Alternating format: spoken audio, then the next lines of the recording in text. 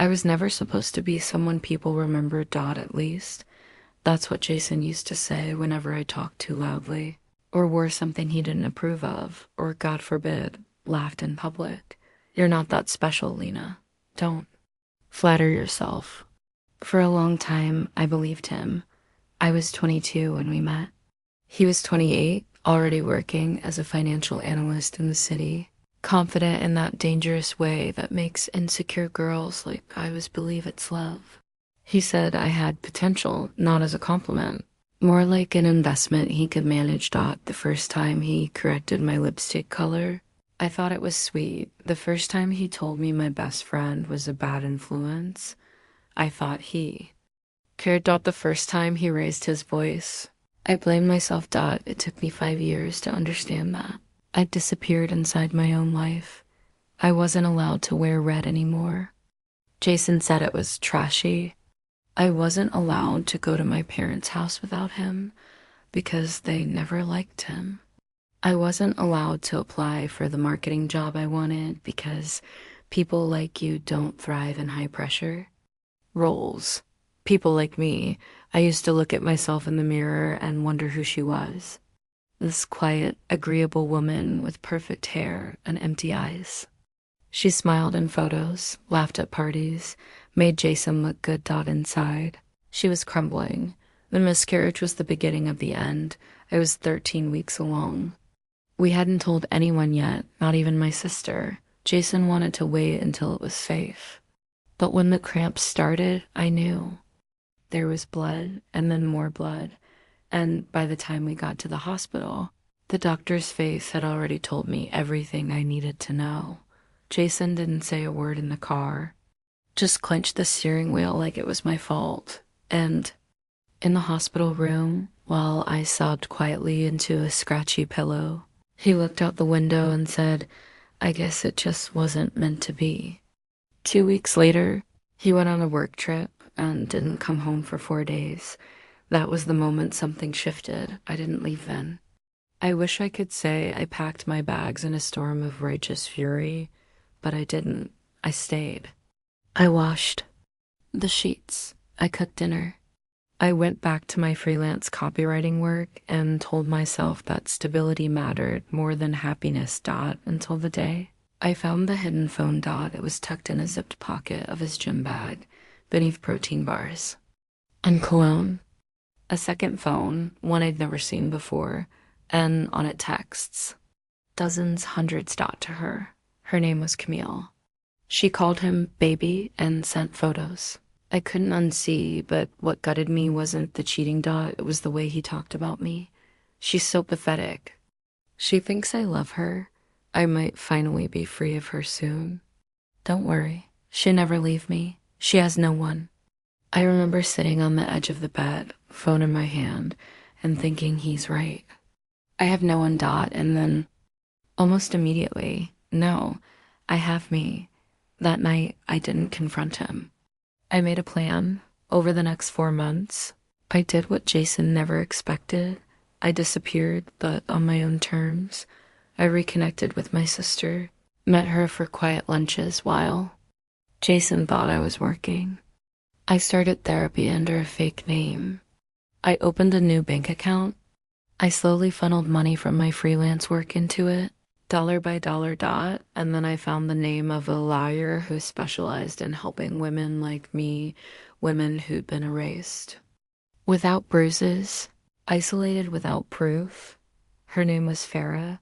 She had sharp eyes and a voice like steel wrapped in velvet. You don't need proof of bruises to prove you were abused. She told me, you just need to tell your story. The divorce papers were ready 3 days before my 30th birthday. I didn't serve them at home. I waited. Dot, waited for the perfect moment. Jason was planning his annual networking gala, a carefully curated event, where he got to play the charming up-and-comer with a beautiful wife by his side. Dot, he gave me a script every year. Smile, laugh when he tells the story about our honeymoon. Nod graciously when someone says, you're so lucky to be married to Jason. But this year, I wore red, not a soft burgundy or a polite wine. I wore fire engine red, the kind that made heads turn the moment I walked in. Jason's eyes bulged. When he saw me, "What the hell are you wearing?" I smiled. "Something unforgettable." He didn't know that Farah and a process server were waiting in the lobby. He didn't know that I'd already packed my things and sent them to a safe place. He didn't know that this would be the last time I'd ever smile at him. When the papers landed and his hand served publicly, professionally, he turned redder than my dress. "You're making a mistake?" he hissed. I leaned in, still smiling. "No, Jason, I'm finally correcting one." That night, I slept at a women's transitional apartment, temporary but safe. The silence was beautiful. No lectures, no accusations, no one telling me I wasn't special. Just me and the sound of my own heartbeat, steady and free. The next morning, I woke up to 6 missed calls and 11 text messages. All from Jason. The first one said, "What the hell is this?" The last one said, "Come home, we can talk." I didn't answer any of them. I deleted his number from my phone, then blocked it for good measure. But I left his voicemails saved. My therapist, Gina, said they might be useful in court if things got ugly. Which of course they did. Jason was never going to let me go quietly. He showed up at my sister's apartment 2 days later, demanding to see his wife. My brother-in-law called the police before Jason could force his way in. That earned him a formal warning and a restraining order. He went online next. Posted photos of us with captions like, "Love isn't always easy, but it's worth fighting for." Then messaged mutual friends to say I was having a mental health crisis and needed help. He even contacted my former clients, trying to poison the well before I could rebuild. But for every whisper he spread, I stayed silent because silence used well is power. I focused on healing. I took a part-time job at a local bookstore to stay afloat. The owner, Carla, was a gruff, middle-aged woman who ran the store like a mother hen guarding her nest. She let me work the quiet morning shifts, stocking shelves and making coffee for the early readers. "You look like someone who needs books more than customers," she said my first day. She wasn't wrong. I devoured novels the way drowning people reach for air.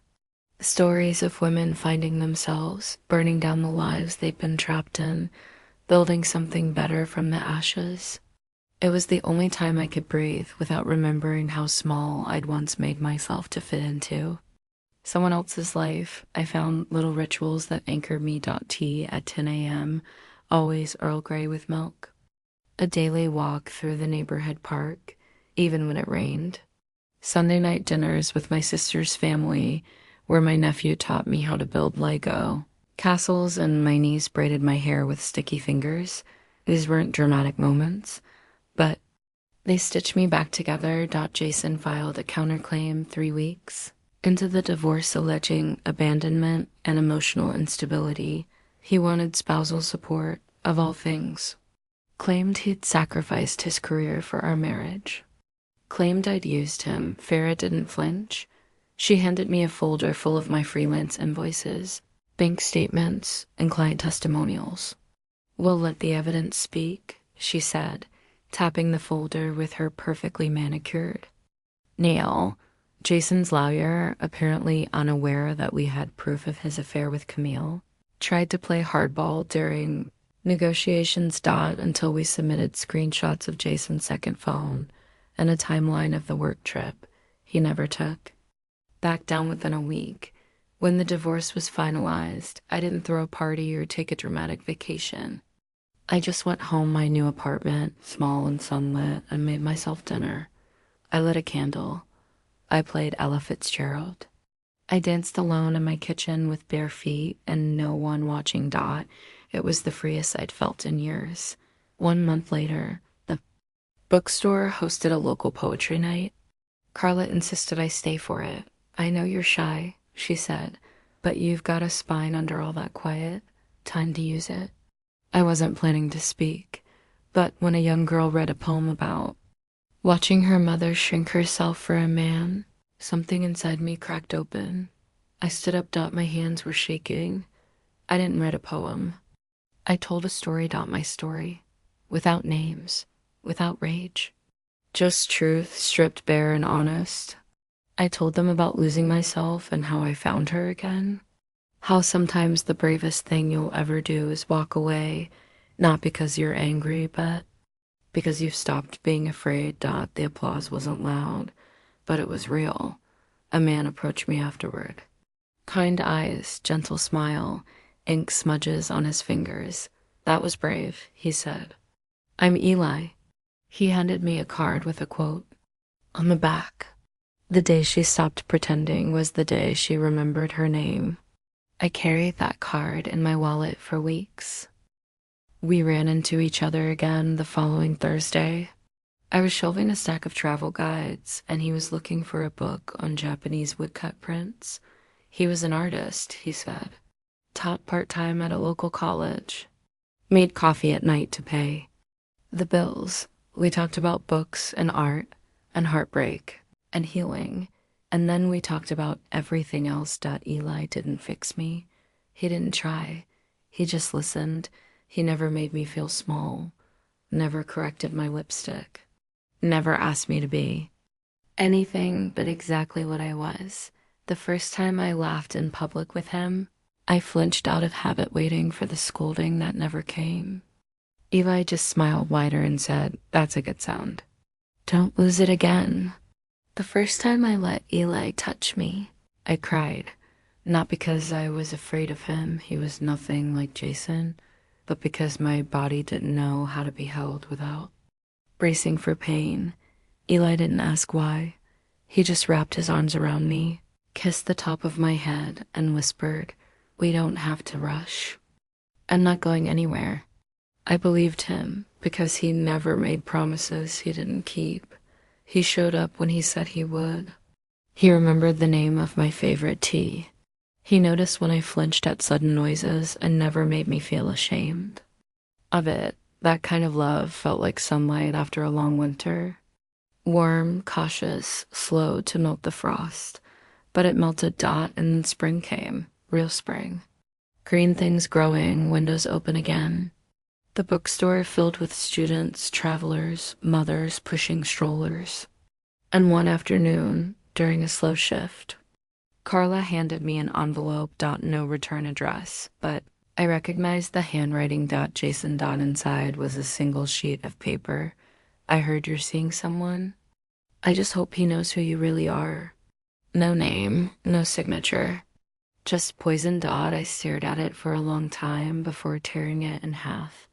Then into quarters, then into a confetti of silence. Carla didn't ask questions. She just opened the back door and handed me the lighter we kept for scented candles. "Burn it," she said. "Let it smoke into nothing." I did. The flame caught easily. Orange and gold, licking at the edges until nothing was left but ash and freedom. Eli never knew about the note. Because I didn't need him to protect me. I'd learned how to protect myself. Still, the past has a way of lingering. Ghosts don't vanish just because you've stopped believing in them. 3 weeks later, I saw Camille, the other woman. She walked into the bookstore with a little girl on her hip, maybe 1 or 2 years old. Blonde curls, bright eyes, a toddler's curious stare. Camille looked tired under eye circles and a slouch that said, "Exhaustion more than style." She didn't recognize me at first. I said nothing. Just rang up her books, bagged them, handed over the receipt. But before she walked away, she paused. "Wait, are you Lena?" I didn't blink. Yes. The silence between us was sharp and electric. "I didn't know," she said quietly. "I swear to you, I didn't know he was still married when we started. He said you were separated, that you were unstable." I nodded once. That's his favorite story. Camille shifted her daughter on her hip. "He's not in our lives anymore. Not since ... She trailed off, but I didn't need details. I could guess. "I'm sorry," she said, her voice cracking. For everything. I should have left sooner. I thought I was different. I smiled, not unkindly. We all think that. She left without asking for forgiveness, which was good, because I didn't need to give it. I wasn't angry at her anymore. Just grateful to be on the other side of the fire. But that night, I couldn't sleep.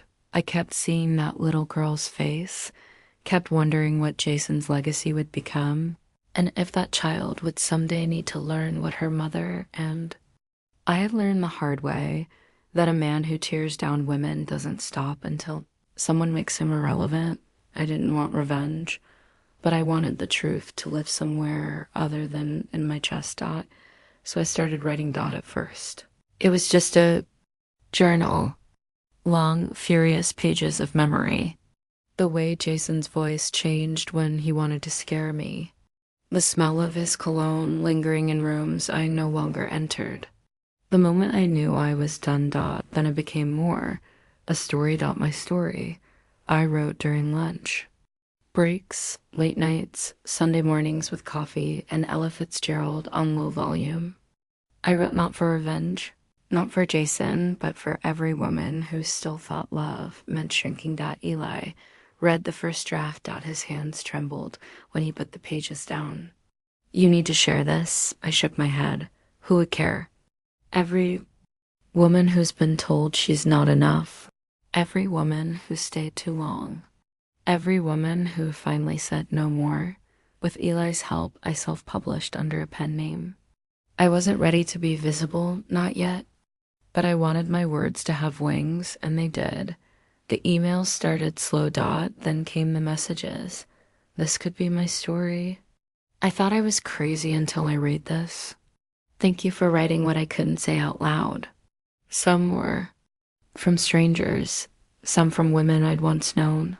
Even one from a college professor I hadn't spoken to in a decade. Your words matter. She said, you matter. It felt like building a house with my own hands, one brick of truth at a time. Eli bought me a new journal for our 1-year anniversary. The cover was soft brown leather with a single word embossed in gold. Lena. My real name, the name I had once tried to bury under silence and compromise. I ran my fingers over the letters and felt something settle inside me. A name reclaimed, a life rebuilt. And for the first time in years, I didn't just feel like someone people might remember. I felt like someone worth remembering. By the time my story reached 10,000 downloads, I stopped counting. It wasn't about the numbers anymore.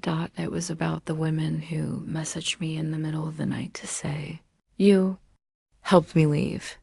It was the bookstore customer who hugged me after reading a passage out loud during our open mic night, her voice shaking as she whispered, I thought I was alone. I wasn't famous, but I was visible, and for someone who had once been erased. Day by day, visibility felt like a revolution. One Saturday morning, I came into the shop to find a single white envelope taped to the door. No name. Just a clean, neat fold and my name in all caps. Lena. Inside, a note. You think you're better than me now? Let's not forget who made you. Jason. Still lurking, still bitter. Still clinging to a version of reality where he held the pen and wrote. The ending. I handed the note to Carla, who immediately set it on fire in her ashtray and said, you want him to see he doesn't scare you? Smile bigger. So I did, and then, just as life began to feel whole again, something happened that pulled the air from my lungs. Eli got into an accident.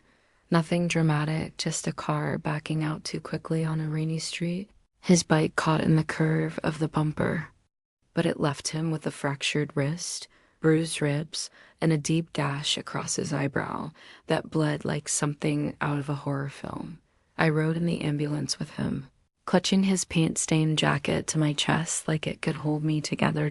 At the hospital, while nurses stitched him up and the scent of antiseptic filled the air, I sat beside his bed and felt that old panic crawl up my throat. I can't lose him, not now. Not after all this. When he opened his eyes, dazed from painkillers, he smiled. Still here. He whispered Dot, and just like that, I burst into tears. He squeezed my good hand with his non-bandaged one. You don't have to be strong right now, he said. Just be real.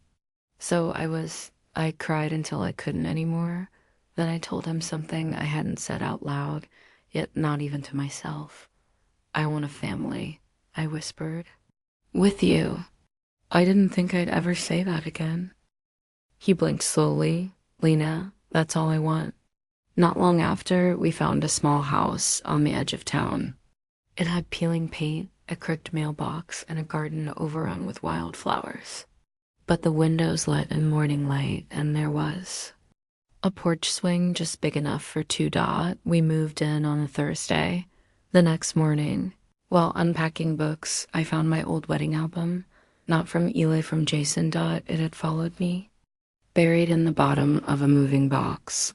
Unnoticed through 3 addresses. I sat on the floor, fingers hovering over the leather cover. Then I stood up, carried it outside, and set it on the fire pit in our new backyard. Eli didn't ask questions. He handed me a match. We watched it burn together 2 pages at a time. Vows and fake smiles and all Dot the past finally turned to ash Dot later that night. While brushing my teeth, I caught a glimpse of myself in the mirror. Not just a face, a woman, eyes. No longer hollow, shoulders not hunched in fear. Lips curved upward in a quiet kind of joy. And for the first time in years, I said it out loud. I love my life. I didn't whisper it. I didn't wait for someone to contradict me. I just said it and meant it. Spring turned into summer, and our little house bloomed with more than just flowers. Eli's studio was the sunniest room in the house, and it constantly smelled like turpentine and possibility. I would bring him tea while he painted, watching the way he transformed forgotten furniture into artwork that breathed. Everything deserves a second chance, he said once, holding up a cracked wooden chair he was restoring. Even this. Even me. I was still writing articles, essays, another book that grew slowly between dawns and deadlines. I no longer wrote with anger. I wrote with clarity, with purpose, with hope that the bookstore had become a second home. Carla now called me her co-conspirator, and together we organized community nights, author readings, and a silent Sunday ritual where people came just to sit and read in stillness. It was a good life. And then, on a quiet Monday morning, in August, I got a phone call from a blocked number. I almost didn't answer. But some instinct made me press the green button. Lena. It was a voice I hadn't heard in 3 years. Victoria, Jason's mother. I felt the hairs on my arms rise. She didn't sound like herself. No clipped tone, no forced politeness. Just old, tired, fragile in a way I didn't think she could be.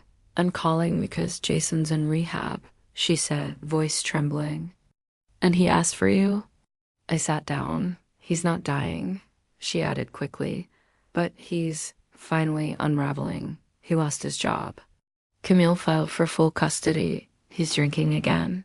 He says he wants to make amends. I didn't speak. I'm not asking you to come, she said. I just thought you'd want to know. I thanked her and hung up. Then I sat in silence for a long time. Did I want to see him? Did I owe him anything? Would hearing I'm sorry change anything? Eli found me sitting on the porch an hour later, still holding the phone. I told him everything. He didn't say much. Just poured me lemonade and sat beside me. Finally, I asked, would you be angry if I went? No, he said softly. I'd be proud. The rehab facility was nothing like I expected. It looked like a lakeside retreat, all beige walls and soft carpets and artificial serenity. Jason looked thinner, older. The sharp edges of his arrogance had dulled, replaced by something almost hollow. He didn't stand when I walked in. He just whispered, you look good. I nodded. I am. The silence stretched between us, filled with all the words he'd said that he couldn't take back. I've been writing letters, he said, holding up a stack of envelopes, to people I hurt, trying to make it right. I glanced. Down at the one on top, it had my name on it. I didn't take it. I don't need a letter, I said. I needed you to be someone else years ago. His face crumpled, but I didn't feel pity. I felt distance. Like I was watching someone else's life from the outside. I was cruel, he admitted. I blamed you for things that weren't your fault. I broke something I didn't know how to fix. You broke me, I said calmly, but I healed without you. He looked up, startled. Do you hate me? No, I said. But I don't care about you anymore. And that's more powerful. He didn't argue, just nodded, and for the first time he looked like he believed me. Before I left, he said something that stuck. You became the version of yourself I always knew you could be. I turned at the door. No, I became the version you were afraid I'd become. And then I walked out. I didn't cry, not for him, not for the past. I drove home with the windows down, letting the wind carry away any remaining ghosts. Eli was waiting on the porch.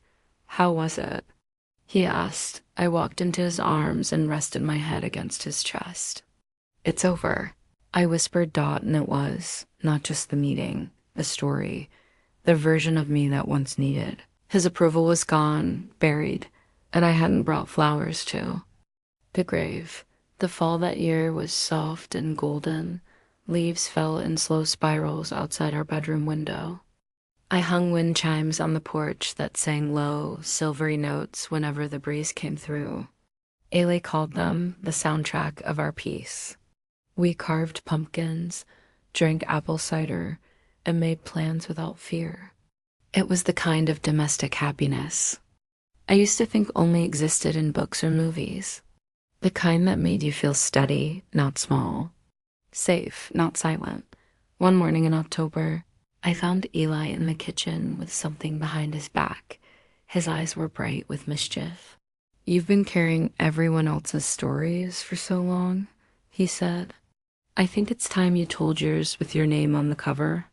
He handed me a proof copy of a hardcover book. Title, The Day I Took Back My Name, author. Lena Hardy froze. My name, my full real name. In print, in ink, on something permanent. I got permission from the small press you've been working with, Eli said. They want to republish your first book this time under your real name. They said it's powerful enough to reach more people if you let them know who you are. Tears welled in my eyes before I could stop them. Not from fear, not anymore. From awe, from pride. From the overwhelming weight of being truly seen. That night, I stayed up late rereading my own words. I remembered the nights I'd written them, curled on a mattress in a half-furnished room, with grief still clinging to my bones like smoke. I remembered trembling over the keyboard, scared to say what I knew, terrified of being judged for surviving. Now, those words felt like a beacon. I called my sister the next morning and told her everything. She cried. She said, "You're changing." Lives, I said. I finally changed my own. 2 weeks later, I stood in front of a crowd for the first time, holding a microphone at the bookstore's launch event. My name was printed on a poster behind me. My photo smiled from the cover. I used to be afraid of telling the truth, I began, because someone told me I wasn't worth believing. The room was silent, but now I know truth doesn't need permission. It only needs a voice. I told the story. Not all the gritty details, not the blood or the betrayal, but the arc, the fight, the reclaiming, the softness that followed the storm. I saw nodding heads, wet eyes, women reaching for each other's hands, and when I stepped off that little platform, I didn't feel like I was stepping down. I felt like I was stepping into myself. Later that night, Carla pulled me aside. I've been running this store for 30 years, she said. Seen a lot of people come and go. But you've built something bigger than a book. You've built a movement. I laughed. I just wrote what I survived. That's exactly what makes it matter. That December, the book was picked up by a national indie review blog. Sales doubled. I was asked to speak at 2 women's advocacy conferences. I almost said no. Public speaking still made my throat close, but Eli looked at me the way he always did when I doubted myself. I'd already won. Your voice is power, he said. It's time people heard it. So I spoke out about survival, about shame, about the ways we shrink and the choice to expand again, about how healing isn't linear and how some days still feel like ash but others feel like resurrection. At the end of one talk, a woman in her 50s came up and hugged me. She whispered, "It took me 30 years to leave, and starting over next week." That's when I understood this story wasn't just mine anymore. It belonged to every woman who thought she had to stay small, every girl who thought her voice didn't matter, every survivor who needed proof that light could return even after the darkest night. Eli and I took a trip that winter to a mountain cabin he used to visit as a kid. Snow piled against the windows. We lit a fire. There was no cell service, just time. Just us. On the second night, as snowflakes danced outside, Eli knelt beside the couch and pulled out a small velvet box. "No long speech," he said. "Just this. You're my peace, my home. Will you marry me?" I couldn't speak. I nodded. I sobbed. I kissed him so hard we both lost balance and fell laughing onto the rug. The ring wasn't flashy. Just a slim band with a single sapphire deep blue, like the night sky right before dawn. "It's not traditional," he said. "Neither are we." I replied, "We didn't plan a huge wedding. We planned a life. We got married in the spring under the same oak tree I used to climb as a child. My parents' backyard had never looked more beautiful. My mother and sister spent weeks stringing fairy lights through the branches. Carla brought homemade lemon cakes. The neighbors came with folding chairs and flowers from their gardens. Eli's students painted signs that read, "Love wins and begin again." We didn't have a bridal party or a guest list that needed managing or a seating chart. We had people who loved us. That was enough. No tuxedos. No designer dress. I wore a pale blue sundress and bare feet. Eli wore linen and a crooked smile. And when we said our vows, we made them to all versions of ourselves, the broken ones, the healing ones, and the ones we had finally become. I promise. I told him to never disappear inside someone else's life again. I promise to stay myself and still stay with you. He took my hands, steady and sure. I promise to protect your voice, your space, and your name, always. When we kissed, the wind stirred through the trees and carried the applause of 30. People who had seen us both rebuild. Brick by brick. My nephew threw flower petals in every direction and declared he was magic. He wasn't wrong. The reception was music and laughter and barefoot dancing on the grass. At one point, my sister whispered in my ear, "He looks at you like you're his sunrise." And he did. Later that evening, just as the sky turned gold, I walked away from the crowd to breathe for a moment. I stood near the tree, the one that had watched me grow, fall, break, and rise again, and I felt still. Not empty, not overwhelmed. Just still. "Hey." Eli's voice was soft behind me. "You okay?" "I'm good," I said, and I meant it. He slid his hand into mine. "What now?" I asked, leaning my head on his shoulder. "Now?" He smiled. "Now we live." 6 months later, my book was included on a national women's reading list. I was invited to speak at a university panel on reclaiming identity through writing. A documentary filmmaker reached out to ask if I'd consider sharing my story on camera. Didn't say yes right away. Not because I was afraid anymore, but because I finally understood the weight of being visible. Not everyone deserves your vulnerability, but maybe. Some people need it. So I said yes. They filmed at the bookstore, in our home, even in the park where Eli had proposed. I told the story again, this time without shaking. This time not as a victim or even a survivor, but as a woman who had chosen to live free. The response was overwhelming. Messages poured in from around the world, some from women in shelters, some from teenagers still figuring out who they were, some from men who said, I didn't know, but now I do. And I'll do better. Even Camille wrote again. She sent a photo of her daughter starting preschool, her backpack almost bigger than she was. Thank you, the message said, for surviving, loud enough that the rest of us could hear. Then, on an otherwise ordinary Tuesday morning, I got a letter in the mail, no return address, but I knew the handwriting Jason this time. It wasn't angry it was quiet. Lena, I watched the documentary. I almost didn't, but I did. You were right about everything. I don't expect forgiveness. I don't deserve it.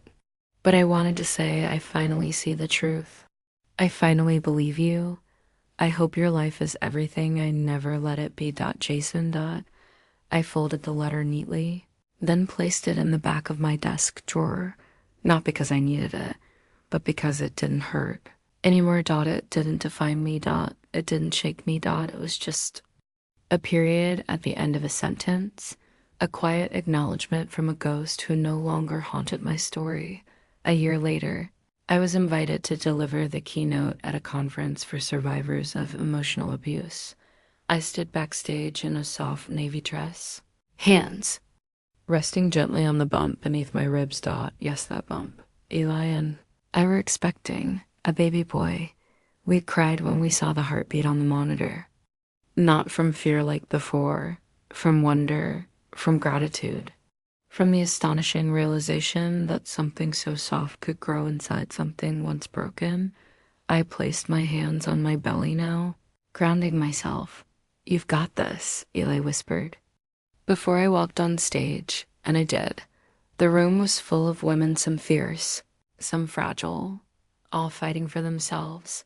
I stepped to the microphone, took a breath, and began.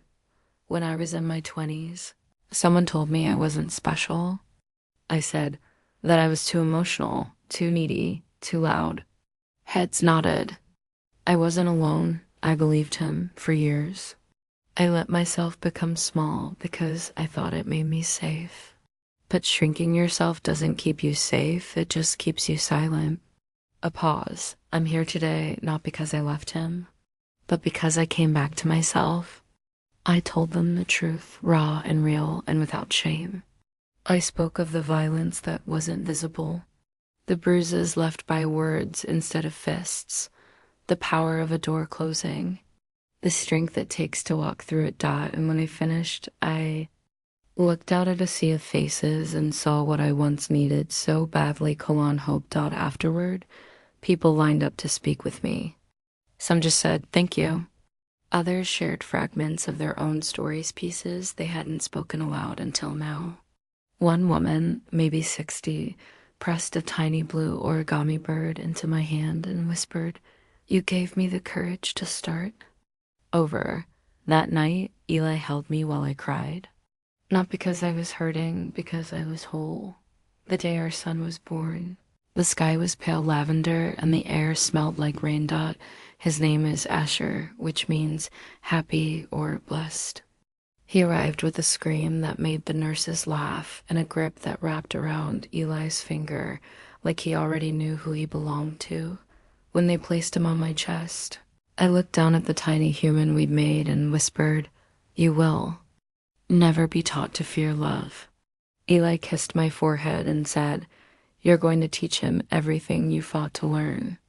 And I will. I'll teach him that kindness is strength, that no one has the right to take away your voice, that love should make you feel bigger, not smaller. And I'll teach him about his mother, not as a victim, but as a woman who walked through fire and came out gold. These days, I wake up to the sound of little feet padding down the hallway. My mornings are sticky with juice cups and storybooks. My nights are filled with lullabies and the soft weight of a sleeping child curled against my shoulder. And every now and then, in the quiet moments when the dishes are done and the house is still, I open my desk drawer and look at that old letter. From Jason Dot, not to remember the pain, but to remind myself how far I've come, because healing isn't a straight line, Dot, it's a spiral staircase. And sometimes you think you're back where you started until you look down and see how high you've climbed. I no longer flinch when someone knocks at the door. I no longer rehearse excuses before I speak. I no longer lower my voice so I don't upset the room, Dot, and best of all, I no longer carry shame that was never mine to hold. I carry my son. I carry love. I carry the sound of my own name. Spoken proudly. Lena Hart, writer, mother, wife, survivor. Me. The woman no one could erase.